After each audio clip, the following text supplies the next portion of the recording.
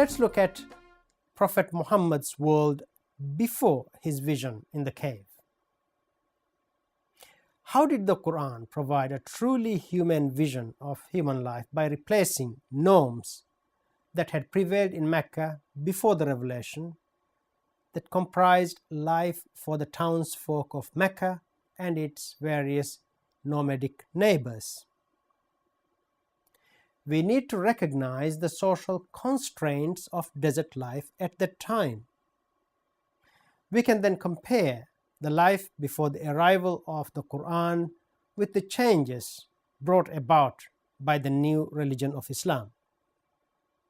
Only then will it be possible for us to grasp the relevance of the Qur'an as a change agent in that social context. This will also help us see the continuing relevance of the Qur'an in today's world. Let us look at the geophysical environment of the Meccans. Here you have some images which shows the desert landscape. As you can see from these images, we are talking about a desert landscape with few natural resources. No water, except for occasional well or oasis, and sparse edible vegetation. Summers were scorching, very hot. Winter invariably cold in most parts of the desert.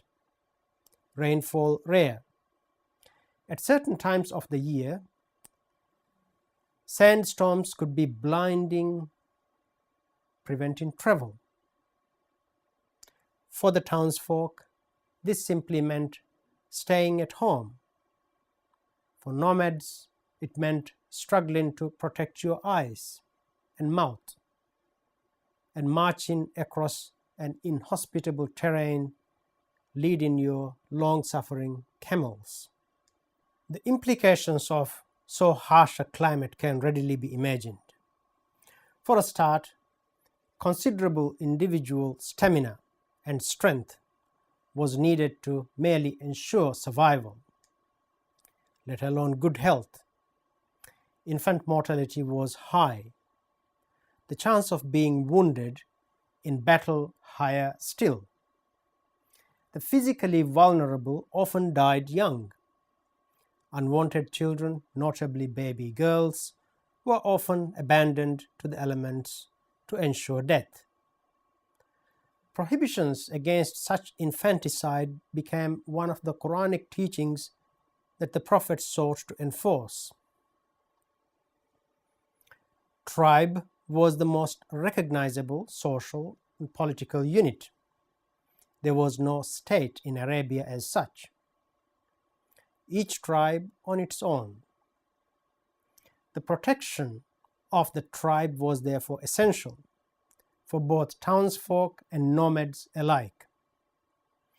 The guarantee of such protection was compliance with tribal norms. The demands of the tribal leaders and elite had to be listened to and met. These elites were male, powerful, and often violent men who controlled all social relations, whether personal, commercial, or religious. Rigid hierarchies limited freedom of women, children, slaves, and any nonconformist. Tension and aggression readily escalated into feuds with fearsome consequences, including fatal violence. In fact, violence was the order of the day. Social relations between the settled Arabs of the oasis and the nomadic Bedouins were a constant source of anxiety to the inhabitants of settlements like Mecca and Medina. This was because relations were subject to fluctuating alliances.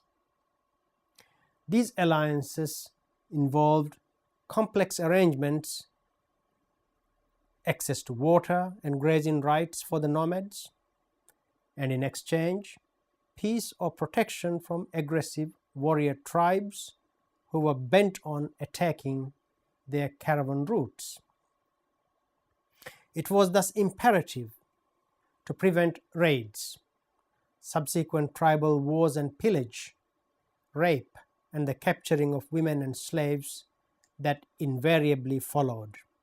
So what can we conclude regarding social relations, that is, values, attitudes, and norms of behavior in such a society? As you will have guessed, violent behavior was the norm in desert society. The mechanisms for social control that exist in all societies had themselves become violent. Yet, at the same time, certain personal qualities were highly valued, particularly among the nomads. These included physical courage, patience, hospitality, honor, and the right to retribution. As values, these were obviously functional. They sought to protect the survival and well-being of the tribe. Courage was valued only in the service of one's tribe. One was expected to help one's kinsman, whether he was right or wrong. A brave man should attack others before he himself was attacked. This kind of what they considered defensive tactics was seen as standard and normal. But killing was to be avoided at all costs if possible. Otherwise, blood feuds could last for generations. A common practice that exemplified the widespread culture of violence in Arabia was the practice of raids on one another. In fact, such raids were the mark of the nomadic survival. It was a sign that competition between tribes or even within a tribe was alive and well. An unprovoked attack not only guaranteed the element of surprise and control of events, it guaranteed enrichment for the raiders, whether a settled Arab or a Bedouin nomad. And as the subsequent stories and poetry recited around the campfires of the Arabs would recall, the riskier these raids, the better. Bravery of the risk-taking leaders became legendary. Their heroic activities were celebrated in poetic recitations, honored by all. Of course, in such an environment, townsfolk, the settled Arabs, awaiting delivery of much-needed goods from elsewhere, were often so anxious about raids that they bribed nomads to guard rather than attack the caravans. As you will see, the Qur'an covers and reflects these prevailing attitudes. It gives us insights into the community's institutions, its norms and values. It declares that the people of Arabia have or have not responded to God's call. This is invariably contrasted with a higher standard of behavior and spiritual understanding expected by the followers of the Prophet Muhammad. We will look at the socio-historical context of the Quran in more detail in the next lecture. This brings us to the end of our first lecture.